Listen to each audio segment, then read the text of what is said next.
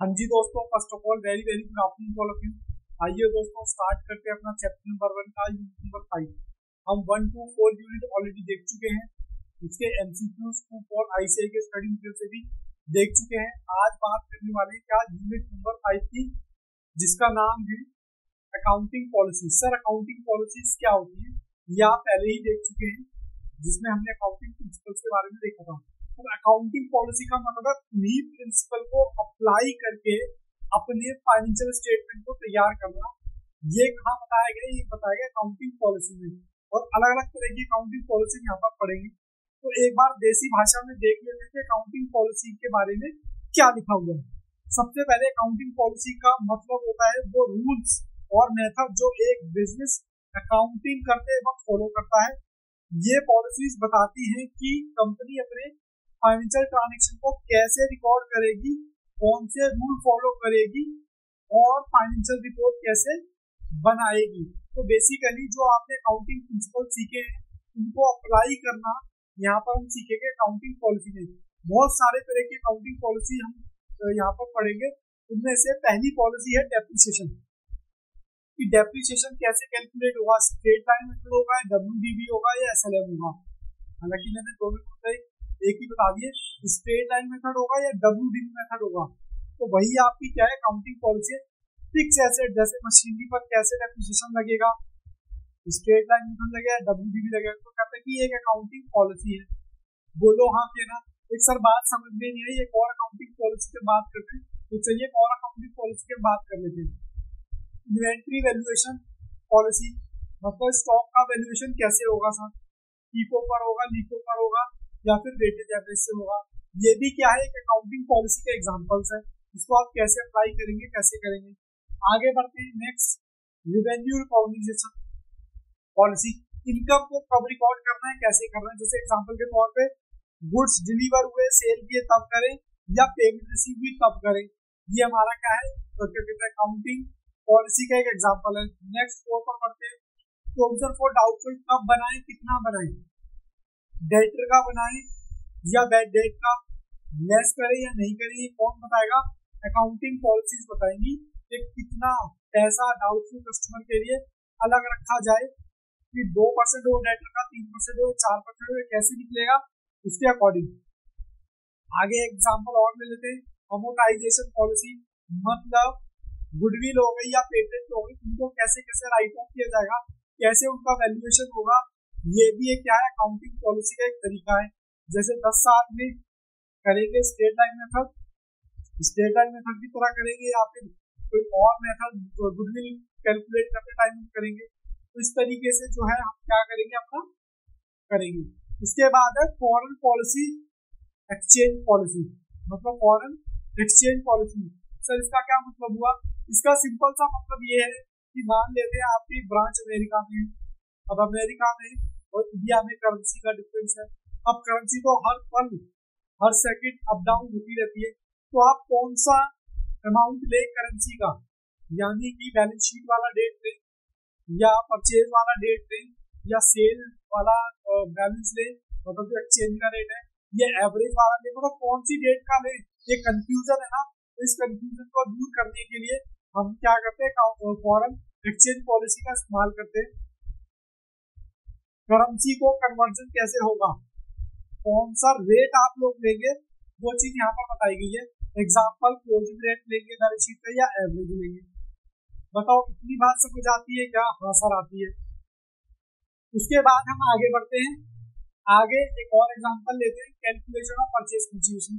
Purchase consideration क्या होता है भाई, जब दो कंपनी या एक कंपनी किसी दूसरी कंपनी को खरीद रही होती है, तो वहां पर दूसरी कंपनी को जो मिलने वाला है कंसीडरेशन, वो कैसे कैलकुलेट होगा, क्या उसमें आएगा क्या नहीं आएगा। ये भी क्या है अकाउंटिंग पॉलिसी का पार्ट है। परचेज कंसीडरेशन का मतलब है कि जब एक कंपनी दूसरी कंपनी को खरीदती है तो डील करती है, तो टोटल पैसा वैल्यू देना है, कैसे देंगे उसको परचेज कंसीडरेशन कहा जाता है। तो पीसी की कैलकुलेशन भी हमने सीख ली, वो भी क्या है अकाउंटिंग पॉलिसी है। आगे बढ़ते हैं, आगे ऐसे ही अपनी लैंग्वेज में क्या कहता है उसके बारे में भी देख लेते हैं। सब देसी भाषा को हमने देख ली, हम एग्जाम में लिखेंगे कैसे, तो उसके लिए ऐसे ही की लैंग्वेज आपके सामने है। कहता है accounting policy refer to specific accounting principle methods of applying both principle. मैंने पहले बताया था कि ये अकाउंटिंग प्रिंसिपल को आप अप्लाई कैसे करेंगे उसके बारे में अकाउंटिंग पॉलिसी आपको लगे, जैसे valuation of stock, valuation of investment, calculation of PC और calculation of depreciation, methods of depreciation, foreign policies etcetera etcetera. तो आइए और आगे बढ़ते हैं कि सर हम अकाउंट सिलेक्शन कैसे करें अकाउंटिंग पॉलिसी का। तो बेटा सिलेक्शन करते टाइम आपको 3 बातों का ध्यान रखना पड़ेगा। अगर ये 3 बातें पूरी होती हैं तभी आप अकाउंटिंग पॉलिसीज का सिलेक्शन बेहतर तरीके से कर पाएंगे। सर कौन कौन सा? सबसे पहला है प्रूडेंस।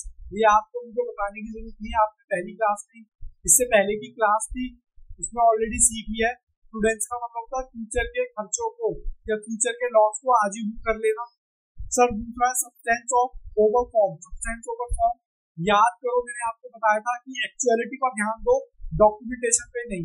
मैंने एक बिल्डिंग खरीदी थी, बुक्स में उसको कब रिकॉर्ड करूं, हालांकि उसका डॉक्यूमेंटेशन, उसकी ट्रांसफर ऑनरशिप कुछ दिन बाद हुई थी, तो मैंने को पता जिस दिन हमने उसकी पोजेशन ले लिया उसी दिन हम उसको रिकॉर्ड करेंगे, यानी कि दिखावे पे मत जाओ, जो दिखाई दे रहा है एक्चुअलिटी की बात करो।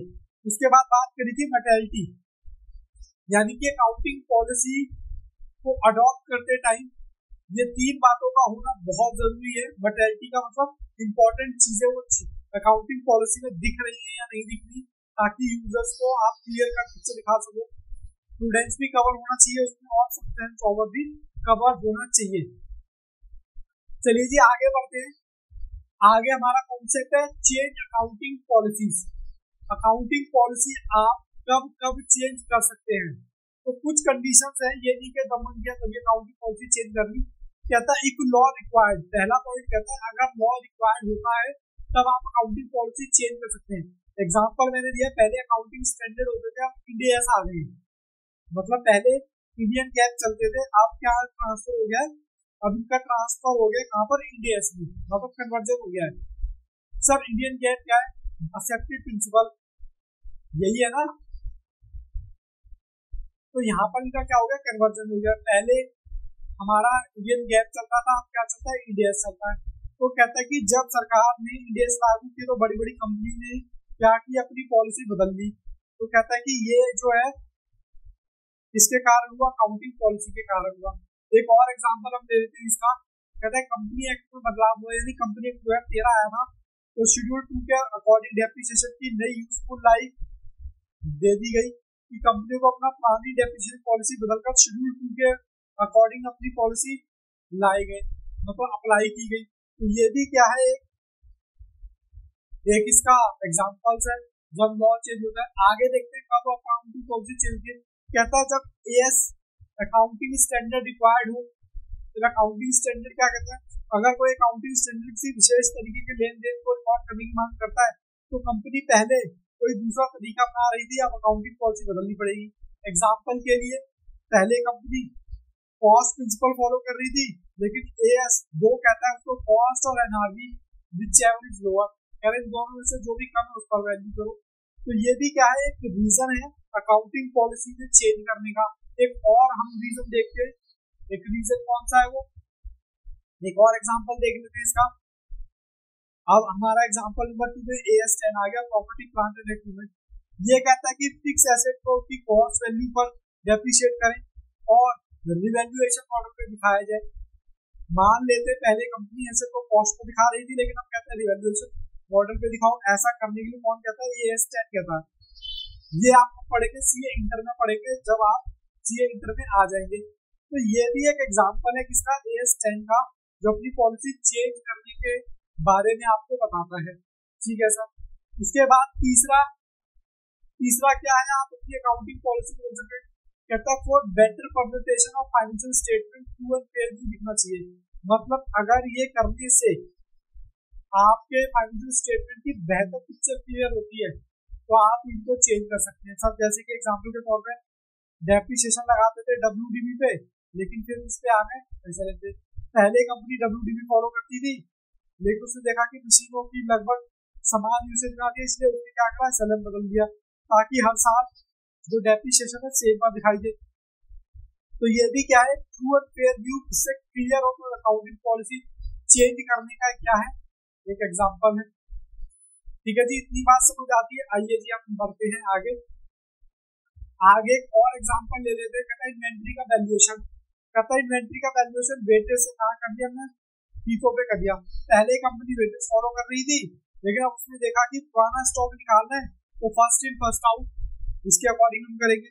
इसमें स्टॉक की असली स्थिति को दिखाया गया है, मतलब बेहतर पोजीशन दिखाई गई है, एक्चुअल कॉस्ट आपको दिखाई गई है, इसलिए फीफो मेथड अपनाया गया ताकि वैल्यू और सीओजीएस ज्यादा एक्यूरेट रहे। तो ये भी क्या है, एक ट्रू एंड फेयर व्यू दिखाने के का एक तरीका है, यानी एक एग्जांपल है। अब इसके बाद हम क्या करते हैं, इसके बाद हम एक इम्पोर्टेंट नोट पढ़ते हैं जो कि इस प्रकार है आपके कंप्यूटर स्क्रीन पर। कहता है disclose the effect of change in financial statement. कह रहा है जो भी चेंज आ रहा है आपके फाइनेंशियल स्टेटमेंट में, उसको डिस्क्लोज करना मैंडेटरी है। कहाँ पर, फाइनेंशियल स्टेटमेंट में।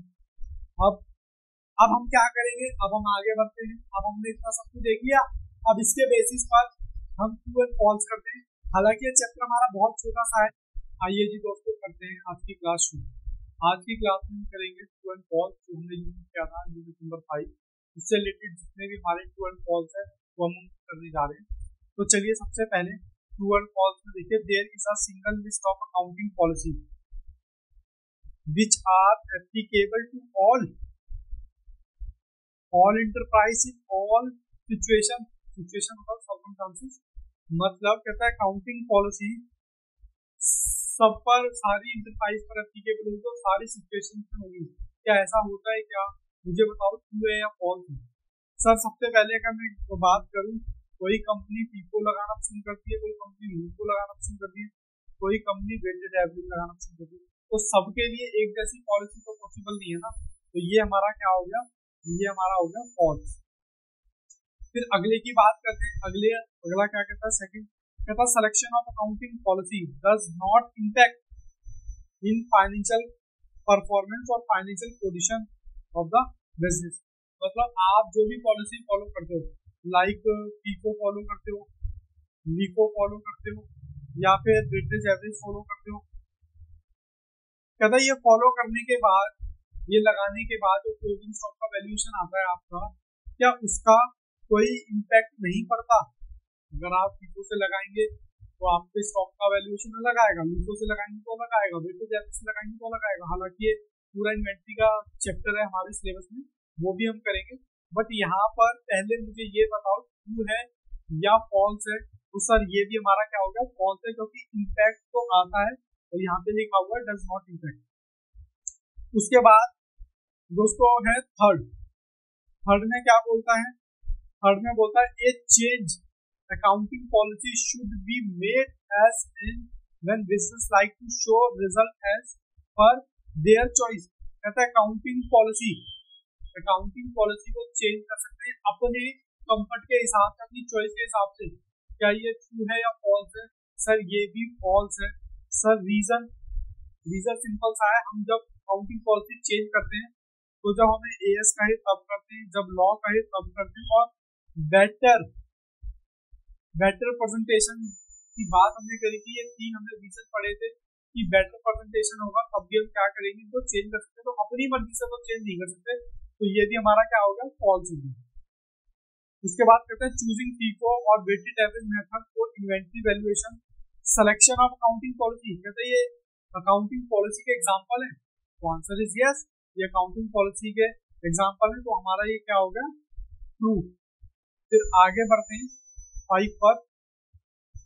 कहता है सिलेक्शन ऑफ इनअप्रोप्रिएट मतलब समझो गलत पॉलिसी।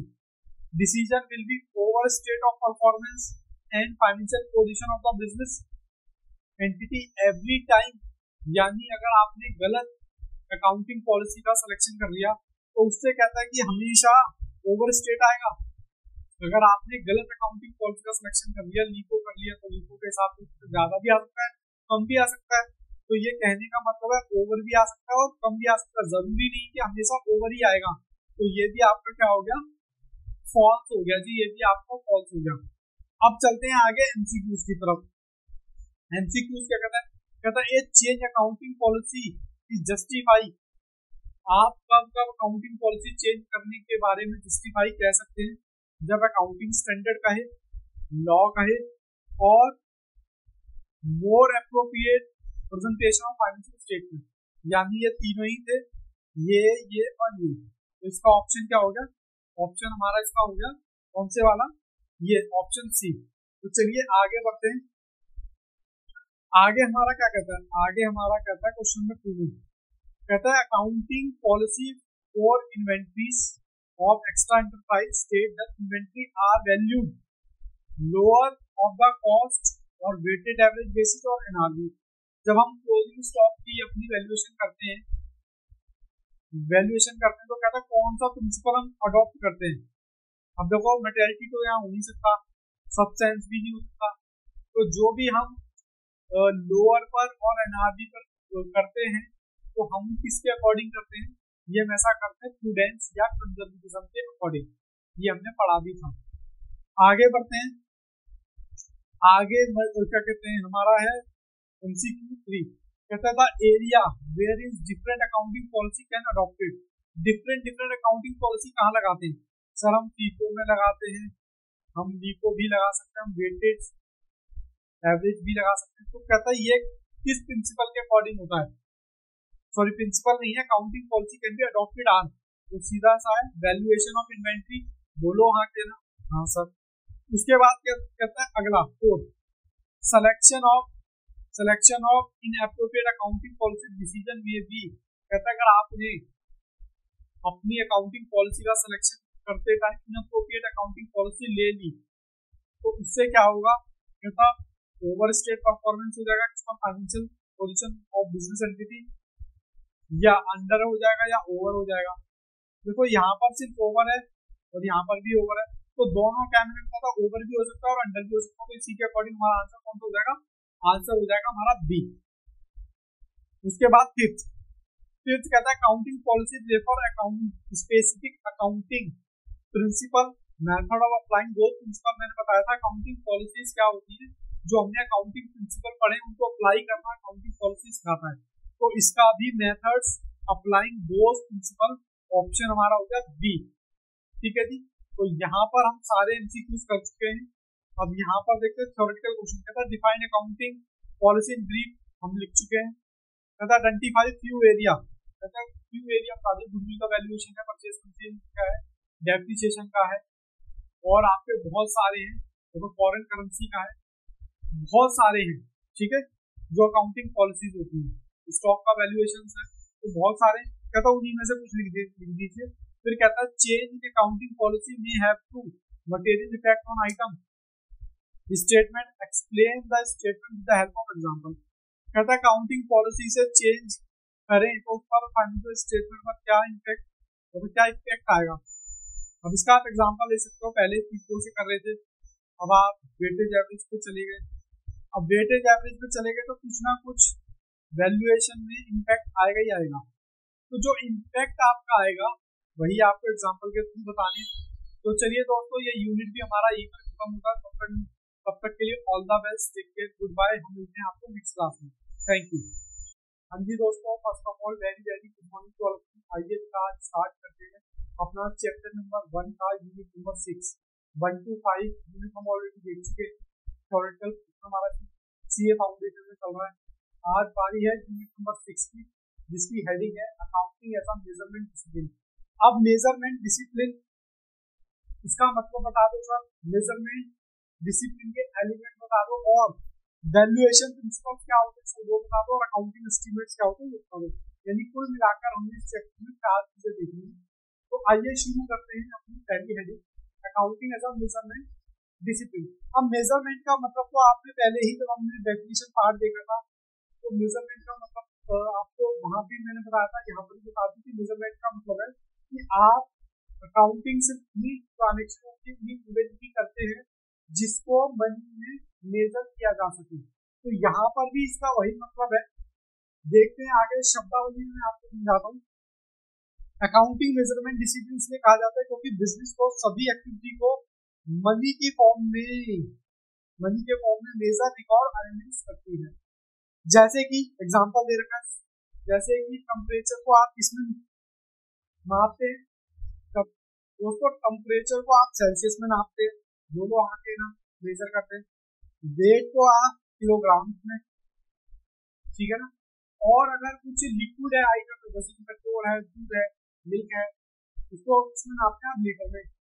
तो ठीक उसी तरह से अकाउंटिंग में भी एसेट और लायबिलिटी को किसमें मेजर करते हैं हम, मनी की फॉर्म में।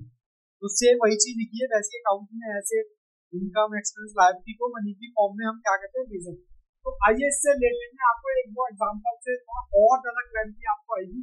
सबसे पहला एग्जांपल है सैलरी पेमेंट मेजरमेंट। एम्प्लॉय को आप 25,000 पर मंथ सैलरी दी जाती है, इसे अकाउंटिंग में मनी की फॉर्म में मेजर कर सकते हैं और रिकॉर्ड कर सकते हैं। कितना कि हमने 25,000 रुपए एम्प्लॉय को सैलरी दी। एक और एग्जांपल देखते हैं, परचेज ऑफ मशीनरी। बिजनेस ने 10 लाख रुपए की मशीन खरीदी, यानी कि अमाउंट आ गया 10 लाख। ये एक एसेट है और उसे मॉनेटरी वैल्यू में रिकॉर्ड किया जाएगा, किसको, 10 लाख रुपए को। 10 लाख रुपए को आप अपनी बुक्स में मॉनेटरी फॉर्म में रिकॉर्ड कर सकते हैं। एक और मेजरमेंट का एग्जांपल देख लेते हैं, डेप्रिसिएशन मेजरमेंट। हर साल मशीन की वैल्यू घटती है, अकाउंटिंग डेप्रिसिएशन के जरिए उसे कम होती है। वैल्यू को मनी में मेजर किया जाता है, कितना हमारी मशीनरी डेप्रिशिएट यहाँ पर हुई, मनी की फॉर्म में। आइए एक और एग्जांपल देते हैं, प्रॉफिट मेजरमेंट। अकाउंटिंग पूरे साथ इनकम और एक्सपेंस को जोड़कर बताता है कि बिजनेस का कितना प्रॉफिट या लॉस हुआ, यानी पैसा कमाया या पैसा गवाया। ये सारा कुल मिलाकर क्या देखते हैं, मेजरमेंट किसमें, पैसे में, मनी में। आइए एग्जांपल नंबर 5, इन्वेंट्री का वैल्यूएशन कैसे करते हैं। साल के एंड में बची हुई स्टॉक को वैल्यू मान लो 2 लाख क्या, इसे भी अकाउंटिंग मॉनेटरी, देखो हर जगह मॉनेटरी मॉनेटरी मॉनेटरी मेजर करता है। अकाउंटिंग सिर्फ चीजें लिखने का काम नहीं करती, यह हर एक्टिविटी को मेजर करके उसको एक मीनिंगफुल और फाइनेंशियल पिक्चर बनाती है। बहुत नई बात बता दी सर आपने, हमें तो पता ही नहीं था। जब हमने पहली ही क्लास करी थी तभी हमने डिटेल बातें कर ली थी कि अकाउंटिंग का बेसिक मतलब क्या है। आइए अब इसके एलिमेंट्स की बात करते हैं।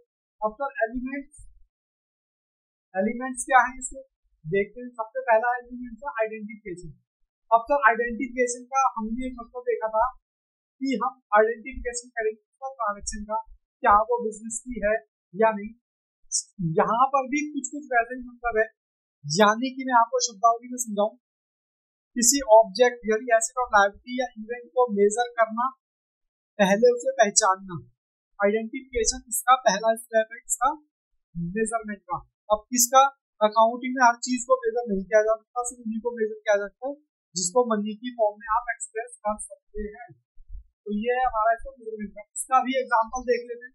तो क्या एग्जांपल देखेंगे हम इसका, सबसे पहले है इसका परचेज ऑफ मशीनरी।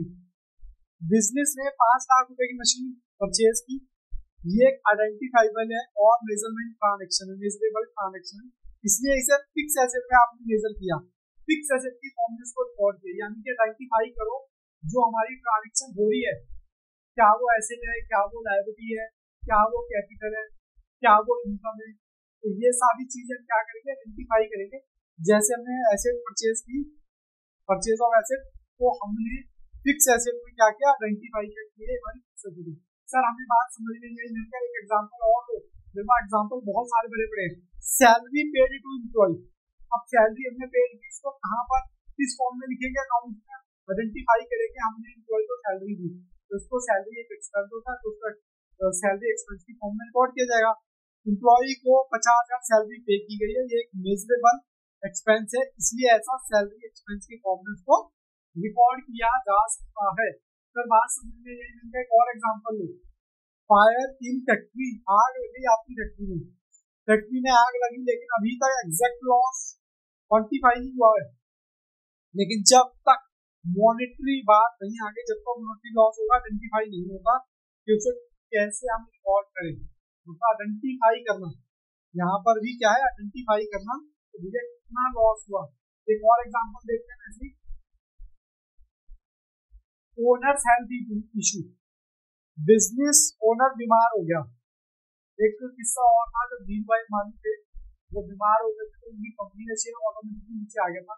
तो भैया धीरू भाई मान जो रिलायंस कंपनी जो चला रहे हैं वो खुद ही बीमार पड़ गए, तो कंपनी कौन चलाएगा, तो ऑटोमेटिक उसका शेयर वैल्यू क्या हो गया, कम हो गया।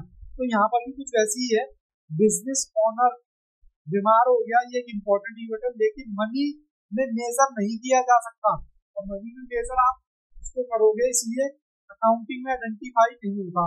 अब ये आइडेंटिफाई नहीं होगा, अब इसको आप कैसे मेजर करोगे, कैसे आइडेंटिफाई करोगे, कितना नुकसान हमारा हो गया है, कितना नुकसान हमारा हो गया। एक तो ओनर के बीमार होने से, उसमें एग्जाम्पल दिया ना कि धीरू भाई मानी जब बीमार हुए तो शेयर कम हो गया, तो वहां पर एक वैल्यू थी तो इतना परसेंटेज या इतनी वैल्यू से शेयर कम हो गया, लेकिन आपको पता ही नहीं हेल्थ इशू से अगर बीमार हो गया बंदा कितना कम हो गया, तो आइडेंटिफाइबल होना चाहिए ना, मेजरेबल होना चाहिए। ओके, एक और एग्जाम्पल देखते हैं, कहते हैं हमने गुड्स सोल्ड किया ऑन क्रेडिट, 1 लाख रुपए के गुड्स क्रेडिट पर बेचे गए, ये एक आइडेंटिफाइबल क्या है, रिवेन्यू ट्रांजैक्शन, इसलिए इसको सेल्स और डेटर की फॉर्म में रिकॉर्ड किया जा सकता है। बोलो इतनी बात समझ आई या नहीं। मैंने मेजरमेंट का आपको मतलब बताया, मेजरमेंट के एलिमेंट में आपको समझाने की कोशिश कर रहा हूँ। पहला एलिमेंट था आइडेंटिफाई। अब आइडेंटिफाई के बाद अगला एलिमेंट की तरफ बढ़ते हैं। अगला एलिमेंट है हमारा सलेक्शन ऑफ स्टैंडर्ड और स्केल टू बी यूज्ड। मतलब अकाउंटिंग मेजरमेंट का सेकंड स्टेप होता है क्या, सिलेक्शन, किसका, वो स्टैंडर्ड वो स्केल जो यहाँ पर यूज होने वाले हैं इसमें ट्रांजैक्शन में। एक बार इसको शब्दावली में समझते हैं। ऑब्जेक्ट या इवेंट आइडेंटिफाई होने के बाद स्केल स्टैंडर्ड से उसकी वैल्यू को मेजर की जा सकती है। यह डिसाइड करना, जैसे टेम्परेचर को सेल्सियस में, वैसे ही अकाउंटिंग में डिसाइड करना होता है कि वैल्यू को, कोई भी ट्रांजैक्शन को, कोई भी इवेंट को किस वैल्यू पर रिकॉर्ड किया जाए, क्या हिस्टोरिकल वैल्यू पर किया जाए, अभी आपको नहीं पता हिस्टोरिकल वैल्यू क्या होती है, क्या मार्केट वैल्यू पर रिकॉर्ड किया जाए, क्या फेयर वैल्यू पर रिकॉर्ड किया जाए। हालांकि इनके बारे में भी आगे भी कॉन्सेप्ट है, उनके बारे में देखेंगे। तो फिलहाल मान के चलो ये 3 फिगर है कि किस पर हम इसको रिकॉर्ड करें, हिस्टोरिकल पर करें या मार्केट वैल्यू पर करें या फेयर वैल्यू पर करें। तो चलिए एक बार एग्जाम्पल से समझते हैं। एसेट की मेजरमेंट हिस्टोरिकल कॉस्ट का मतलब चलो मैं बता ही देता हूँ। एक्चुअल कॉस्ट का मतलब है जिस पर आप उसको बाय करते हो, खरीद कर लेके आते हो, उसका मतलब होगा हिस्टोरिकल कॉस्ट। और हिस्टोरिकल कॉस्ट का यहाँ पर मार्केट वैल्यू जो दे रखा है वो होगा उसकी मार्केट वैल्यू। जैसे मान लो आपने या आपके पापा ने कोई घर खरीदा होगा या दादाजी ने घर खरीदा होगा, तो जिस वैल्यू पर खरीदा होगा उसको बोलते हैं हिस्टोरिकल कॉस्ट, और उसकी तब की वैल्यू से और आज की वैल्यू में होता है मार्केट वैल्यू। जैसे कि मान लेते हैं आपके दादू ने 10 लाख का लैंड खरीदा, अब आज की रेट में 1 करोड़ उसकी वैल्यू है, तो उसको मार्केट वैल्यू कहा जाता है, और लैंड जिस वैल्यू पर खरीदी गई उसको हिस्टोरिकल कॉस्ट कहा जाता है। तो यहाँ पर एक एग्जांपल दे रखा है, मान लो एक मशीन 5 लाख में खरीदी गई, आज उसकी वैल्यू 4.5 लाख है। अब अकाउंटेंट को ये सेलेक्ट करना है, ये स्केल या स्टैंडर्ड को यूज करके कि उसकी वैल्यू कितनी मेजर करी जाए, 4.5 पे करे या 5 पे करे, बताओ। अब यहाँ का यही स्टैंडर्ड या स्केल का सिलेक्शन होता कि किस वैल्यू पर उसको रिकॉर्ड किया जा सके। एक और एग्जांपल देखते हैं इसके ऊपर, इन्वेंट्री वैल्यूएशन में क्या, पीको या वेटेज। इन्वेंट्री को मेजर करने के लिए अकाउंटेंट को ये डिसाइड करना होता है कि वो पीको यूज करे या फिर वेटेड एवरेज। कहता है इसी को यहाँ पर क्या करें, वेटेज पे करें या पीको पे करें, वेटेड एवरेज कॉस्ट या पीको। तो ये भी कहता है सिलेक्शन ऑफ स्केल है। बोलो आंसर। चलो एक और एग्जांपल मैं आपको देता हूँ। यहाँ पर कहता है डेप्रिसिएशन मेथड का सिलेक्शन करना, फिक्स एसेट पर डेप्रिसिएशन निकालना होता है। अब अकाउंटेंट को ये डिसाइड करना होता है कि एसएलएम पर करे या डब्ल्यूडीवी पर करे। तो ये मेथड का चुनाव, सेलेक्ट करना ही स्टैंडर्ड का चुनाव करना कहलाता है। आइए एक और एग्जांपल देते हैं। कहता है फॉरेन करेंसी ट्रांजैक्शन। अगर आपकी कोई ब्रांच है फॉरेन में, तो फॉरेन में आप सामान खरीदोगे बेचोगे, उसको क्या करोगे, फॉरेन होगा डॉलर में, यहाँ होगा इंडियन रुपीज, तो उसको कन्वर्ट करने के बाद भी ये दिक्कत होती है कि कौन सा रेट ले, क्योंकि डॉलर का रेट अप डाउन होता रहता है, क्लोजिंग रेट पर नहीं या एवरेज रेट पर नहीं या फिर ओपनिंग रेट पर नहीं। तो ये सारी कहानी किसकी है, फॉरेन करेंसी ट्रांजेक्शन की। अगर कोई ट्रांजेक्शन डॉलर में हुआ है तो उसे INR में कन्वर्ट करना और अकाउंटेंट को डिसाइड करने की वो क्लोजिंग रेट ले या एवरेज रेट ले। क्लोजिंग रेट का मतलब है वहां पर डॉलर का क्या रेट है वहां पर बेसिकली। अब जब आपने ट्रांजेक्शन करी उसके क्लोजिंग रेट क्या थे और ऑन एन एवरेज कितने रहते हैं उसका एवरेज निकालो। ये आप पढ़ोगे जब आप सीए इंटर में आ जाओगे। एक आपका टॉपिक होगा ब्रांच अकाउंटिंग। ब्रांच अकाउंटिंग के अंदर भी एक वो है टॉपिक कौन सा, आपका फॉरेन ब्रांच। तो वहां पर ये सारी चीजें आप डिटेल में पढ़ोगे। तो फिलहाल यहाँ पर आप क्या करो, सिलेक्शन कर रहे हो इसका स्केल का, भाई किस स्केल का यूज करें हम कि हम उसको लगा सके अपने फाइनेंशियल स्टेटमेंट में। एक और एग्जांपल यहाँ पर मैं दे देता हूँ आपको, provision for doubtful debt. Accountant को डिसाइड करना होता है कि कितने परसेंट डाउटफुल में 2 माने 5 माने 10 माने। इसी डिसीजन को हम स्टैंडर्ड सिलेक्शन कहते हैं। जब भी अकाउंटेंट की वैल्यू तय करनी होती है सबसे पहले स्केल मेथड को तय करना पड़ता है जिससे मेजरमेंट में कंसिस्टेंट और लॉजिकल हो। तो आई थिंक यहाँ तक आपको किसी भी तरह की कोई दिक्कत नहीं होनी चाहिए। मैंने आपको मेजरमेंट का मतलब बताया। अब मेजरमेंट के डिसिप्लिन के हम एलिमेंट पढ़ रहे हैं, आइडेंटिफाई हमने पढ़ लिया है। अब हम सिलेक्शन इसका कर रहे थे स्केल का।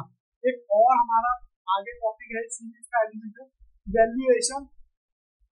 Evaluation of dimension of measurement standard of scale, मतलब भरोसेमंद जो आप चीजें इवैल्यूएट कर रहे हो कितनी एक्यूरेट है, कितनी अप्रोप्रिएट है और कितनी रिलायबल है, तो भरोसेमंद है। तो एक बार समझते हैं इसका मतलब क्या कहता है। जब हम अकाउंटिंग में कोई स्टैंडर्ड या स्केल चुनते हैं, डेप्रिसिएशन का तरीका, इन्वेंटरी का वैल्यूएशन का तरीका, तो हमें ये भी देखना इवैल्यूएट होता है कि तरीका कितना अप्रोप्रिएट है, कितना एक्यूरेट है और कितना यूजफुल है और कितना रिलायबल है। तो इस तीन चीजों को भी हम क्या बोलते हैं, इवैल्यूएशन। इवैल्यूएट करना मतलब देखना कि कितनी चीजें एक्यूरेट है, कितनी भरोसेमंद है। आइए एग्जांपल से समझते हैं इसको। यहाँ पर कहता है क्या चुना गया तरीका सही रिजल्ट दे रहा है, मतलब एक्यूरेट दे रहा है, क्या वो कंपनी की फाइनेंशियल सिचुएशन को सही दिखा रहा है, क्या उसे समय पर बदला जाना चाहिए। ये सब क्या है, इवैल्यूएशन है, जो कि मैं आपको समझाना चाहता हूँ। अब यहाँ पर मैं आपको एक एग्जांपल के तौर पे समझाता हूँ। सबसे पहले मैंने एग्जांपल यहाँ पर डेप्रिसिएशन का, डेप्रिसिएशन मेथड इवैल्यूएट करना। अब कंपनी ने स्ट्रेट लाइन मेथड अपनाया, लेकिन अब एसेट को यूसेज ब्रेक इवन देखना है तो क्या अब रिटर्न डाउन वैल्यू मेथड ज्यादा बेहतर रहेगा। मतलब स्ट्रेट लाइन से WDV ज्यादा बेहतर रिजल्ट देता है, तो हमें मेथड को क्या करना पड़ेगा, ज्यादा एक्यूरेट करना पड़ेगा। यानी कि जो मेथड हमें एक्यूरेट रिजल्ट दे, क्या कहते हैं, रिलायबल रिजल्ट दे, जो हमारे को बढ़िया रिजल्ट दे, वो मेथड क्या करेंगे यहाँ पर सेलेक्ट करेंगे। इसी को बोला जाता है इवैल्यूएट करना। एक और एग्जांपल हम यहाँ पर लेते हैं, इन्वेंटरी का वैल्यूएशन का रिव्यू। अगर कंपनी ने FIFO मेथड अपनाया लेकिन मार्केट में लगातार कीमतें घट रही हैं, कितनी घट रही हैं ऑन एन एवरेज, तो उसे इवैल्यूएट करना होगा कि वेटेज मेथड अपनाना चाहिए। मतलब FIFO से वैल्यूएशन करो लेकिन मार्केट में कुछ ट्रेंड होगा, कुछ इन्फ्लेशन है, जो भी है व्हाटएवर, जो भी रीजन रहा हो, तो आप अगर वैल्यू कम हो रही है तो वेटेड एवरेज आप मेथड लगाएंगे कि ऑन एन एवरेज कितनी वैल्यू हमारी कम हो रही है। तो इसको भी हमने क्या कहा गया है यहाँ पर, एक एग्जांपल है इसका वैल्यूएट करने का। तो आइए आगे बढ़ते हैं। अब प्रोविजन फॉर डाउटफुल पहले 5% रखा जा रहा था, अब कस्टमर पेमेंट परफॉर्मेंस में सुधर गई। देखो पहली बार एग्जांपल आया कि कस्टमर सुधर गया पेमेंट देने में, बैड डेट रिकवर्ड। तो इवैल्यूएट करेंगे प्रोविजन को कितना कम करने की जरूरत है और कितना कम करने की जरूरत नहीं। तो ये भी हम क्या कर रहे हैं, इवैल्यूएट कर रहे हैं, देख रहे हैं मैथमेटिकली। इवैल्यूएशन ऑफ एसेट मतलब मशीन को 5 साल से हिस्टोरिकल कॉस्ट को दिखाया, मतलब एक्चुअल कॉस्ट पे जो खरीदी गई कॉस्ट थी, तो उसको मेजर किया। अब मार्केट वैल्यू बहुत नीचे गिर गई, तो हमें इवैल्यूएट करना होगा कि क्या उसे फेयर वैल्यू पर दिखाया जाए या नहीं, मेजर किया जाए या नहीं। तो भैया ये तो ट्रू एंड फेयर की तो तभी पता चलेगा ना कि एक्चुअल में मशीन की मार्केट वैल्यू कितनी गिर गई है आफ्टर डेप्रिसिएशन। एक और एग्जांपल ले लेते हैं, कहता change in exchange rate policy. Foreign transaction पहले क्लोजिंग रेट पे ट्रांसलेट हो रहे थे, लेकिन अब एक्सचेंज रेट बहुत फ्लक्चुएट होता है, अप डाउन होता है। तो इवेल्युएट करना कि एवरेज रेट मेथड ज्यादा प्रैक्टिकल है या नहीं। मतलब कहने का मतलब है क्लोजिंग रेट आप जरूरी नहीं है कि क्लोजिंग रेट पर ही करो, देखना पड़ेगा कि कितना फ्लक्चुएशन है, उसके अकॉर्डिंग हम वही रेट अपना ले लेंगे। यहाँ तक किसी भी बच्चे को कोई भी दिक्कत परेशानी है तो प्लीज बेटा मुझसे पूछ सकता है। उसके बाद नहीं तो अगला टॉपिक पे चल रहे हैं। अगला टॉपिक है हमारा concept number 2, accounting as a measurement discipline. मतलब क्या है? मतलब ये है जो आप मेजर कर रहे हो मनी के बारे में 2-3 बातें कही कि money is the scale management, यानी कि मनी जो है मनी ही है जिसको हम मेजर कर सकते हैं। जिसमें मनी मतलब किसी भी चीज को मनी में मेजर किया जाता है, उसको ही यहाँ पर स्केल माना गया है। एक बार शब्दावली में समझते हैं। अकाउंटिंग में सभी ट्रांजेक्शन इवेंट को मनी में रिकॉर्ड मापा और रिकॉर्ड किया जा सकता है। ये अकाउंटिंग का स्केल मेजरमेंट होता है, हालांकि हम पहले ही देख चुके हैं। उसके बाद money measurement scale has no universal denomination. इसका क्या मतलब है? इसका ये मतलब है जो हमारी मनी है वो जरूरी नहीं है पूरी इंडिया में चले, मतलब इंडिया में तो चलेगी, बाहर नहीं चल सकती है। तब जैसे कि एग्जांपल के तौर पे मनी जरूर एक कॉमन मेजरमेंट यूनिट है, लेकिन ये हर जगह एक जैसी नहीं होती। भारत में तो रुपया है, अमेरिका में डॉलर है जैसे, और कहीं पर यूरो है, यूरोप में यूरो। इसलिए जब दो देशों के बीच बिजनेस होता है, इंटरनेशनल कंपैरिजन होता है, तो करेंसी का क्या किया जाता है? कन्वर्जन किया जाता है। कन्वर्जन का ध्यान रखना जरूरी होता है। तो इसीलिए यहाँ पर बोला गया कि मनी जो मेजरमेंट है वो यूनिवर्सली क्या है? डिनोमिनेशन नहीं है। हर एक कंट्री का अपना डिनोमिनेशन होता है, उसके अकॉर्डिंग क्या करते हैं? एक्सचेंज करते रहते हैं। इसका एक और पॉइंट होता है मनी लैक्स यूनिवर्सल एप्लीकेबिलिटी। मतलब मनी की कमी है तो वो यूनिवर्सल एप्लीकेबिलिटी नहीं होती उसकी। सब जैसे कि दुनिया में हर जगह अपनी अलग करेंसी होती है, इसलिए एक देश को दूसरे देश से सीधा लागू नहीं होती। एग्जाम्पल मैंने यहाँ दे रखा है, भारत में 1000 रुपए बहुत काम आते, लेकिन अमेरिका में सीधा काम नहीं आएगा क्योंकि उसको वहाँ 1000 रुपये चलता ही, उसको डॉलर में कन्वर्ट करना पड़ेगा। इसीलिए अकाउंटिंग में जब अलग अलग देशों के बीच लेन देन होता है तो उसको मनी को कन्वर्ट करना पड़ता है। यही है लैक ऑफ मनी। उसके बाद एक और एग्जांपल देख लो आप, अगर एक इंडियन कंपनी ने जर्मनी कंपनी में सामान बेचा और वहां से पेमेंट यूरो में आई, तो पहले उसे कन्वर्ट करना पड़ेगा INR को इंडियन में, क्योंकि यूरो की वैल्यू भारत में सीधे एप्लीकेबल नहीं होती। Universal money lakhs universal applicability. तो इतनी बात समझ आई, मनी हर जगह भारत की एप्लीकेबल नहीं होती है, उसको कन्वर्ट करना पड़ता है। ठीक है जी। तो एक छोटी छोटी बातें रहती है। और बात ठीक है, मनी इज नॉट स्टेबल। कहता है मनी जो है वो स्टेबल नहीं होती, अप डाउन होती रहती है। जैसे आप एक सब्जेक्ट पढ़ोगे सीए इंटर में, फाइनेंशियल मैनेजमेंट। फाइनेंशियल मैनेजमेंट में एक चैप्टर आएगा टाइम वैल्यू ऑफ मनी, वहां आप मनी के बारे में डिटेल में पढ़ोगे। तो फ्यूचर का रुपया आज के रुपये के मुकाबले कम का होगा, यानी आज का रुपया ज्यादा बड़ा होगा फ्यूचर के रुपये के बराबर में। वो आप कैसे सीखोगे? उसका कैलकुलेशन का मैथमेटिकली, जिसको आप उम्मीदी फैक्टर बोलते हैं, तो आप वो वहां पर सीए इंटर में सीखोगे। तो यहाँ पर मेरा कहने का मतलब है मनी इज नॉट स्टेबल। पहले एक एग्जांपल में पहले 10 रुपए में 1 किलो मिल्क मिल जाता था, आज उसी के लिए 60 रुपए देने पड़ते हैं। इसका मतलब यह है कि वैल्यू घट रही है, इसे कहते हैं मनी स्टेबल नहीं है। एग्जांपल इन्फ्लेशन का भी देख लो, 2010 में 1 लाख में अच्छा खासा फर्नीचर सेट आ जाता था, लेकिन 2025 में आज उसी क्वालिटी का फर्नीचर आज कितने मिलेगा? 2 लाख में। इसका मतलब परचेजिंग पावर कम हो गई।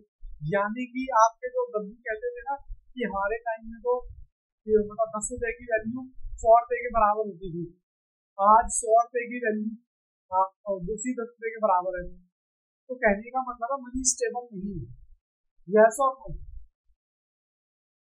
चलिए एक और कॉन्सेप्ट पढ़ते हैं, कॉन्सेप्ट वैल्यूएशन प्रिंसिपल। अब वैल्यूएशन प्रिंसिपल जो है हम समझेंगे किससे? एक एग्जांपल से। एक एग्जांपल से समझने का था, ए लिमिटेड ने परचेज की 5 साल पहले 20 लाख रुपए की, यानी कि मैं कहता हूँ कि यहाँ पर हमने खरीदी परचेज की 20 लाख रुपए की। हम यहाँ पर खड़े हुए, ठीक है जी, हम यहाँ पर खड़े हुए, 5 साल बाद, मान लो एक 5 ईयर का पीरियड है, तो आज हम यहाँ खड़े हुए, कहता है now we estimate the realisable value 25 lakh. मतलब हम खड़े होके सोच रहे हैं कि आज हमारी ये हमारी रियलाइजेबल वैल्यू, तो आज अगर बिकती, तो आज अगर बेचे तो कम से कम 25 लाख की तो बिकी जाएगी। ये मैं यहाँ पर बात आपसे कहना चाहता हूँ। 5 साल पहले कितनी वैल्यू थी? 20 लाख। आज की डेट में कितनी वैल्यू है? 25 लाख। और इसी यहाँ पर इसी घर की या इसको लैंड मान लो या घर मान लो, सिमिलर अगर हाउस आप खरीदते हो, सिमिलर तो 28 लाख का मिलेगा। और फ्यूचर आफ्टर 3 ईयर, 3 साल के बाद यही अगर आप खरीदोगे तो कह रहा 50 लाख तक वैल्यू हो जाएगी। जिस 50 लाख की वैल्यू आज कितनी बताई जा रही है? आज की डेट पर कितनी? 35 लाख। यानी कि कुल मिलाकर मैं एक बार दोबारा रिपीट कर देता हूँ, ये तो मैंने क्वेश्चन के पढ़ते के साथ साथ डेटा यहाँ पर डाला है। सबसे पहले कहता 5 साल पहले आपने खरीदा, अब चाहे लैंड खरीदा या घर खरीदा, मान लो कितने का? 20 लाख रुपए का 5 साल पहले। आज की डेट में आप सोच रहे हो राइजेबल वैल्यू के आज 25 लाख में बिक सकता है, आप सोच रहे हो।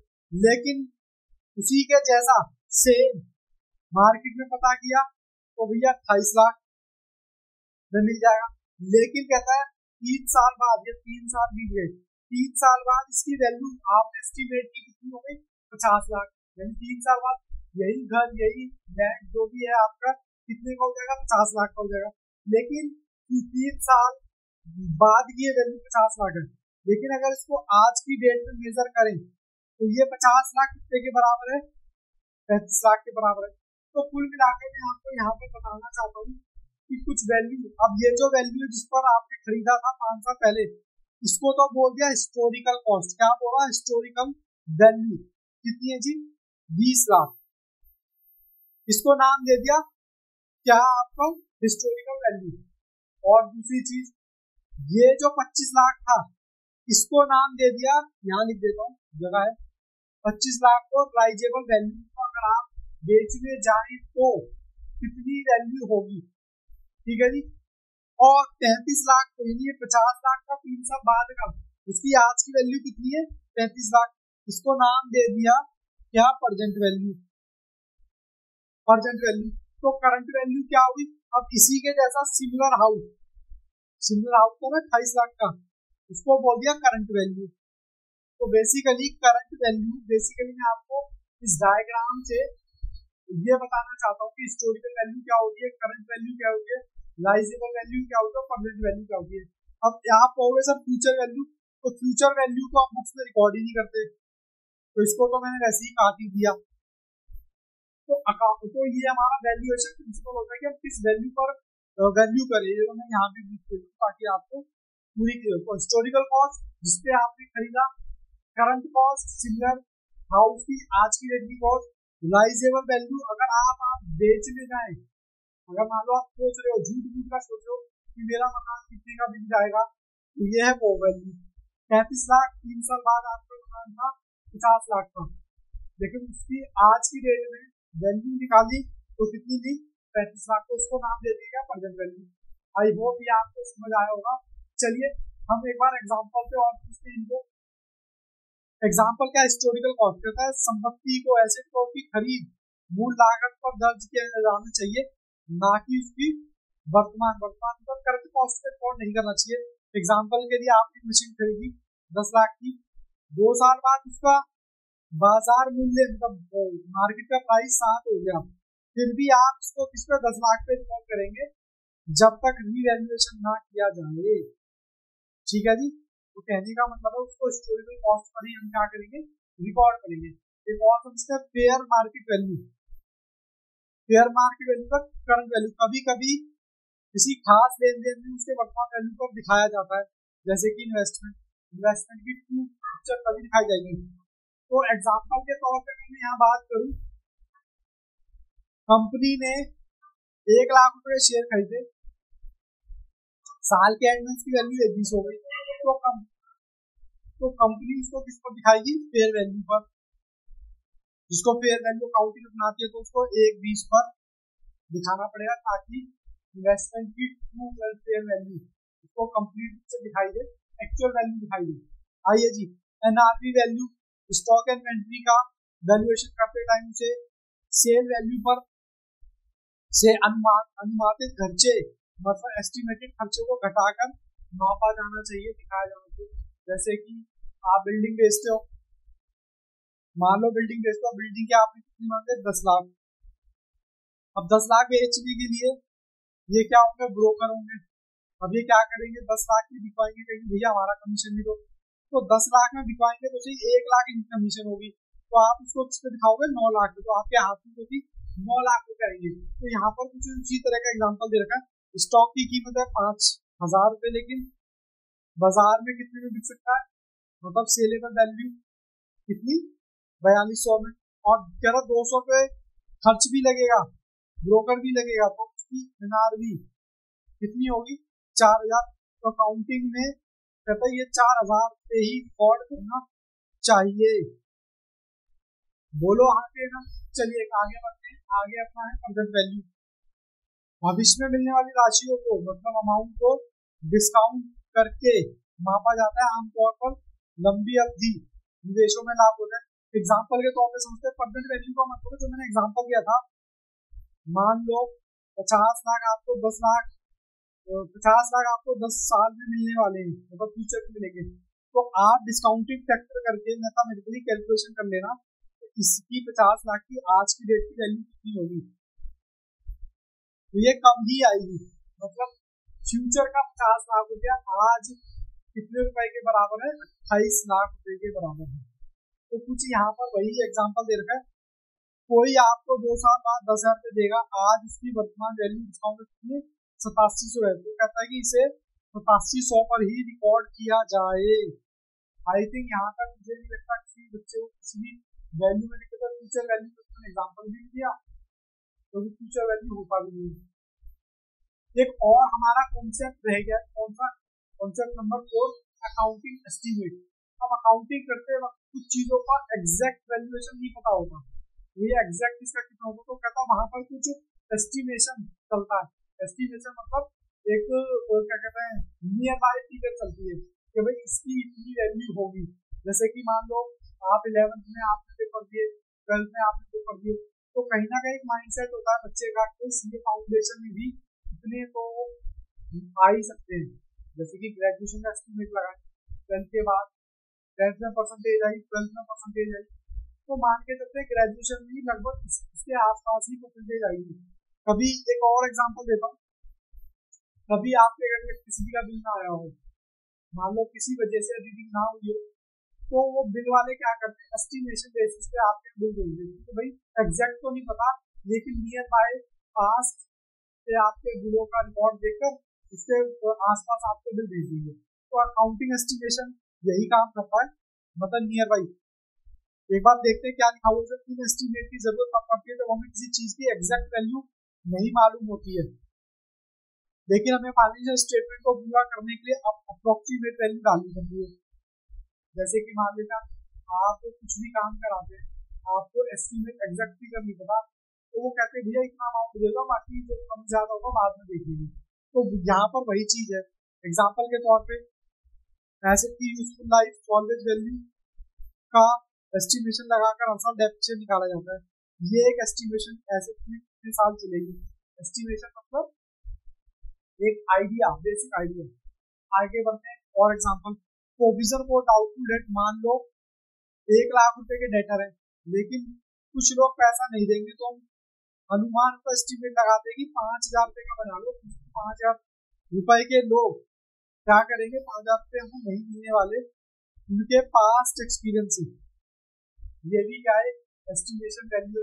जैसे कि फाइनेंशियल स्टेटमेंट में आप क्या करते हो, आप क्रेडिट वर्तमान देखते हो किसकी, डेटर की, ये डेटर का पास्ट रिकॉर्ड कैसा, अगर उसका पास्ट रिकॉर्ड अच्छा किया उनका दे देता है, इस डेट तक दे देता है, तो आप मान के चलते हो तो ये भी एक एस्टिमेट है कि इतनी तारीख तक आपको पास पैसा मिल जाएगा। एक और एग्जांपल हम देखते हैं, इन्वेंट्री इन्वेंट्री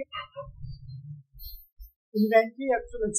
एक्सलेंस का मतलब क्या है? आउटडेटेड हो जाना। कभी कभी कुछ चीजें आउटडेटेड हो जाती है, जैसे कि एग्जांपल के तौर पे नेट सबसे पहले क्या चलती थी? सीडी चलती थी, सीडी प्लेयर के अंदर। फिर क्या हुआ? पेन ड्राइव आई तो वो आउटडेटेड हो गई। तो इसी तरीके से यहाँ पर भी क्या है? Inventory excellence.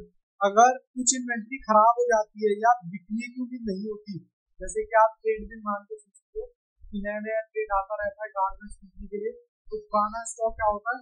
आउटडेटेड हो जाता है। तो उसका कुछ एस्टीमेट लगाकर वैल्यू घटाकर उसको एक्चुअल वैल्यू पर उसको लेके आया जाता है। अब सर इतनी रामायण आपने हमें बताई, कुछ ये भी बता दो अकाउंटिंग एस्टीमेट में क्या एग्जाम में क्या लिखें? अब ये हिंदी में आप एग्जाम्पल दे, समझ तो में आ गया, लिखेंगे कैसे? तो उसके बेसिस पे मैंने आपको दे रखा है अकाउंटिंग एस्टीमेट क्या कहता है? Measurement of certain asset and liability is for estimated uncertain future event. जिसके बारे में आपको नहीं पता उसका एस्टिमेशन लगा देते हैं। फिर कहता था प्रोसेस ऑफ एस्टिमेशन इन्वॉल्व, कहता है कुछ एस्टिमेशन में जजमेंट की भी जरूरत होती है, अपना माइंड लगा के जजमेंट लगा के कि भाई हाँ उस इंफॉर्मेशन में हम डाल सकें जिससे अपने फाइनेंशियल स्टेटमेंट को तैयार की जा सके। फिर कह रहा है एस्टिमेट में भी रिवाइज, कह रहा है जरूरी नहीं है ये पत्थर की लकीर हो एस्टिमेशन, इसको रिवाइज भी कर सकते हैं कि अभी इतना था अब इतना था। एक बार इनको भी समझ लेते हैं एग्जांपल के तौर पे। सबसे पहला क्या है? द मेजरमेंट सर्टेन एसेट और लायबिलिटी को एस्टिमेट करते हैं अनसर्टेन फ्यूचर। जैसे कुछ एसेट और लायबिलिटी की वैल्यू को हम अकाउंटिंग में एक्यूरेटली नहीं नाप सकते क्योंकि वो भविष्य में होने वाली है, अनसर्टेन फ्यूचर इवेंट पर निर्भर करती है, इसलिए उनकी वैल्यू का एस्टिमेट लगाना पड़ता है। और यह अनुमान भविष्य में क्या होगा ये तो सीधे पता है, मतलब फ्यूचर में कोई इवेंट होने वाला है तो हम सोचते हैं इतना तो ऐसा लग सकता है, कोई भी इवेंट हो, कोई भी ट्रांजेक्शन हो। एग्जाम्पल के तौर पे जब आप सीए बन जाओगे, आप शादी करोगे तो शादी में पार्टी होती है, तो पार्टी करने का इतना एस्टिमेशन होता है, तो वो एग्जैक्ट तो नहीं बता सकते ना आप, वो तो तभी पता चलेगा जब आपकी शादी होगी। तो कहने का मतलब है कि फ्यूचर इवेंट का एस्टिमेशन हम क्या करते हैं? यहाँ पर लगाते हैं। और सेकंड था इसका the process estimation involve judgement based latest information available. अब ये क्या मतलब है? अब एस्टिमेशन आप क्या करते हो? जजमेंट भी लगा सकते हो ट्रेंड को देखते हुए।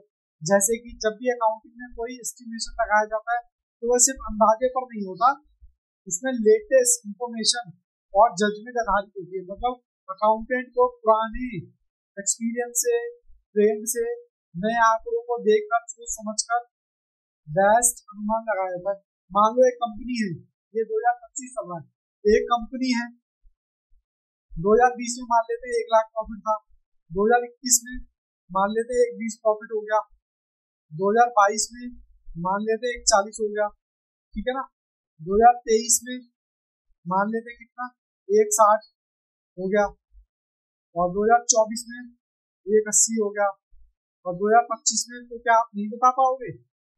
हाँ सर बिल्कुल बता पाएंगे। तो कहने का मतलब है यहाँ पर ये जो अनुभव है, एक्सपीरियंस है, ट्रेंड्स हैं, नए और क्या कहते हैं नया डेटा है, उसको देखकर आप क्या करते हो? जजमेंट लगाते हैं। आइए जी आगे बढ़ते हैं। आगे कहता है सी पॉइंट स्टार्ट एस्टिमेशन में भी revise if changes occur in some circumstances. कुछ सिचुएशन में हम उनको क्या करते हैं? चेंज भी कर सकते हैं। जब सिचुएशन बदलती है, नई जानकारी मिलती है, अकाउंटिंग एस्टिमेट लगाया गया था उसे क्या कर सकते हैं? रिवाइज भी कर सकते हैं। यानी एस्टिमेट हमेशा फिक्स नहीं होता, सिचुएशन के हिसाब से इसको अपडेट करते रहते हैं। और हर किसी के पास लाइफ में प्लान बी भी होना चाहिए। जरूरी है आपने सीए आप कर रहे हैं, मान लेते सीए बाई चांस नहीं हुई तो आपके पास प्लान बी भी होना चाहिए, ताकि भैया लाइफ है आप बैलेंस रहे लाइफ में। अगर आप प्लान ए आपका काम नहीं करा तो प्लान आपके पास भी होना चाहिए। तो चलिए दोस्तों, मैं आपको मिलूंगा किसमें? आईसीआई के क्वेश्चंस के साथ, जिसमें हम ट्रू फॉल्स और एमसीक्यू देखेंगे। चलिए करते हैं इसके ट्रू फॉल्स। आओ जी दोस्तों, शुरू करते हैं अपने ट्रू एंड फॉल्स, जो कि बिलोंग करते हैं यूनिट नंबर 6 से, चैप्टर नंबर 1 यूनिट नंबर 6। तो चलिए देखते हैं। सबसे पहले पहला ट्रू फॉल्स कहता है there are 4 generally accepted measurement basis. कहता है हिस्टोरिकल कॉस्ट था यस, करंट कॉस्ट था यस, रियलाइजेबल वैल्यू था यस, क्या फ्यूचर वैल्यू था, आंसर इज नो। तो ये आपका क्या होगा सर, ये आपका होगा फॉल्स। ठीक है जी, ओके। फिर हम करते हैं सेकंड। कहता है historical cost mean price paid at the time of acquisition. तो आंसर इज यस, ये आपका होगा ट्रू। इसके बाद करते हैं एज पर future value. Future value asset are carried amount of cash और cash equivalent that could be currently obtain by selling. Selling of asset, selling of asset का मतलब हमने कहाँ पढ़ा था? सेलिंग ऑफ एसेट का मतलब पढ़ा था कि हम अगर आज अपनी वैल्यू एसेट को सेल करते हैं झूठ का, तो हमें कितने में बिक जाएगा? तो वो हमने पढ़ा था रियलाइजेबल वैल्यू में। किसमें? Realisable value, realisable value. तो ये भी आपका क्या होगा? ट्रू हो गया, फॉल्स हो गया? सर ये हमारा हो गया फॉल्स। अब बात करते हैं फोर्थ की। फोर्थ में क्या कहता है? कहता है add urgent value liability of cash value future net cash outflow that are expected to be required total liability. कहता है प्रेजेंट वैल्यू जो है फ्यूचर वैल्यू होती है। फ्यूचर वैल्यू होती है क्या? Answer is no. Present value तो प्रेजेंट वैल्यू होती है। तो ये भी आपका क्या होगा? ये भी आपका हो गया फॉल्स। अब बात करते हैं क्वेश्चन नंबर 5 की। क्वेश्चन नंबर 5 में क्या कहता है? क्वेश्चन नंबर 5 में कहता है एबीसी परचेज मशीनरी कितने की? 10 लाख रुपए की। तो ये तो आपकी हो गई हिस्टोरिकल कॉस्ट। और हिस्टोरिकल कॉस्ट होने के बाद कहता है 31 मार्च को सिमिलर मशीनरी कॉस्ट जो है, सिमिलर कॉस्ट की मशीन कितनी थी? 20 lakh. Historical cost of machine, अब ये हिस्टोरिकल कॉस्ट ऑफ मशीन आपसे पूछ रहा है, हिस्टोरिकल कॉस्ट तो 10 लाख है, कहता है 20 लाख होगी। तो आंसर इज नो। तो हमारा ये भी क्या हो गया? ये भी हमारा आंसर हो गया फॉल्स। फॉल्स के बाद क्वेश्चन नंबर 6 पर चलते हैं। कहता है एबीसी परचेज मशीनरी अमाउंटिंग, तो ये तो आपकी होगी हिस्टोरिकल कॉस्ट। और कहता है 31 मार्च को similar machinery could be, similar machine could be क्या है आपकी? 20 लाख। तो ये कहता है करंट कॉस्ट ऑफ मशीन। तो ये तो हमने वैसे बता दो, ये आपकी करंट कॉस्ट। तो कहता है करंट कॉस्ट ऑफ मशीन कितनी? 20 लाख। Answer is yes. तो ये आपका क्या होगा? ये आपका होगा true. Current cost of machine कितनी होगी? 20 लाख। फिर कहता है कि चेंज इन अकाउंटिंग एस्टीमेट। कहता है accounting estimate has to be given retrospective effect. Sir ये क्या है रेट्रोस्पेक्टिव इफेक्ट? अभी बात करते हैं इसकी। तो रेट्रोस्पेक्टिव का मतलब समझते हैं। देखो जी, ये है आपका ईयर 2014-2015। आपने पॉलिसी जो है अकाउंटिंग एस्टीमेट चेंज यहाँ किया। अब यहाँ चेंज करने से मतलब है जब भी चेंज होगा यहाँ चेंज किया तो ये आगे इम्पैक्ट आएगा, ना कि पीछे। तो ये वही बात कह रहा है कि रेट्रोस्पेक्टिव इफेक्ट जो है बैक डेट से, बैक डेट कह सकता हूँ इसको, बैक डेट से इफेक्ट करेगा। तो आंसर इज नो। तो ये भी आपका क्या होगा? फॉल्स। ये भी आपका होगा फॉल्स। अब बढ़ते हैं अपने एमसीक्यूज की तरफ। देखो एमसीक्यूज क्या कहता है? कहता है measurement discipline deal with identification of object. हमने डिटेल में किए थे, बहुत सारे एग्जांपल्स भी किए थे। और इवेंट सिलेक्शन ऑफ स्केल। तो आंसर इज यस, इसका ये होगा। फिर उसके बाद क्वेश्चन नंबर 2 इसमें कहता है ऑल द फॉलोइंग, कहता है all the following are valuation principle except. कह रहा है इनमें से कौन सा नहीं है? सर ये है यस, ये है यस, क्या ये है? नहीं, ये मैंने कटवा दिया था। तो आंसर क्या हो गया इसका? आंसर भी बेटा इसका यही हो गया, क्योंकि तो एक्सेप्ट पूछा है। ओके आगे बढ़ते हैं जी। आगे क्वेश्चन नंबर 3 कहता है book value of machinery 31 March 2022 को ये थी। मार्केट वैल्यू, मार्केट वैल्यू आप क्या बोलते हो? Realisable value. यस, ये तो हिस्टोरिकल कॉस्ट हो गया। कहता हूँ 31 मार्च 2022 को if the company value machinery 22 lakh which of the following valuation of the principle being follow. Historical cost value तो ये आपको कौन सी हो गई? क्योंकि मार्केट वैल्यू हमेशा रियलाइजेबल वैल्यू होती है, ओके, आगे बढ़ते हैं जी। आगे कहता है Mohan purchase a machinery 10 lakh रुपए की, तो ये आपकी स्टूडियो कॉस्ट हो गई। 31 मार्च को similar cost of machine, similar cost of machine क्या होती है, कितना 20 लाख रुपए की। तो सिमिलर कॉस्ट ऑफ मशीन होती है हमारी करंट कॉस्ट। लाइजेबल वैल्यू आपको ऑलरेडी दे रखी है कितनी, एस्टिमेट, ये आपको लाइजेबल वैल्यू दे रखी है कितनी, 15 lakh. Discounted value of the future net cash expected generate और बिजनेस, ये 12 लाख क्या दे रखी है आपको, ये आपको प्रेजेंट वैल्यू दे रखी है किसकी, फ्यूचर में जो आपका कैश मिलेगा उसकी प्रेजेंट वैल्यू। वो कहता है आपसे पूछ रहा है क्या करंट कॉस्ट, करंट कॉस्ट क्या है जी बताओ, करंट कॉस्ट कहाँ है हमारी, हमने किस पर टिक किया है, करंट कॉस्ट मतलब 20 लाख, तो करंट कॉस्ट हमारी कितनी है 20 लाख, तो आंसर क्या हो गया हमारा, आंसर हो गया बी।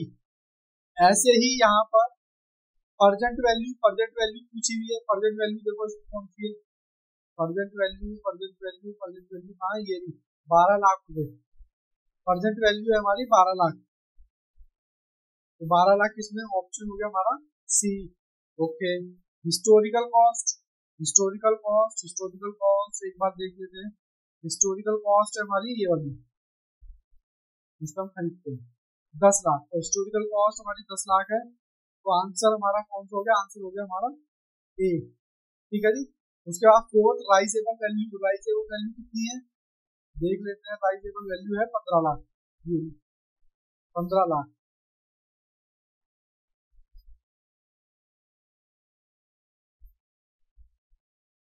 तो राइजेबल वैल्यू हो गई 15 लाख। उसके बाद बस उसके बाद का एमसीक्यू खत्म। उसके बाद हमारे क्या रह गए, कहता है डिफाइन, क्या define measurement in brief explain significant element.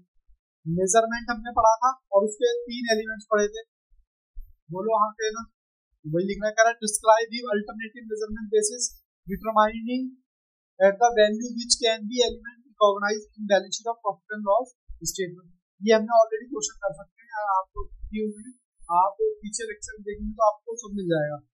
तो अब हमारा क्या है, अब हमारा शायद और तो क्वेश्चन नहीं है, अच्छा और भी है क्या, अच्छा और अच्छा ये वही आंसर दे रखे, ठीक है, ये बेटा जो हमने करे वही आंसर दे रखे। चलिए ये हमारा चैप्टर यहीं पे खत्म होता है, तब तक के लिए all the best, take care, good bye.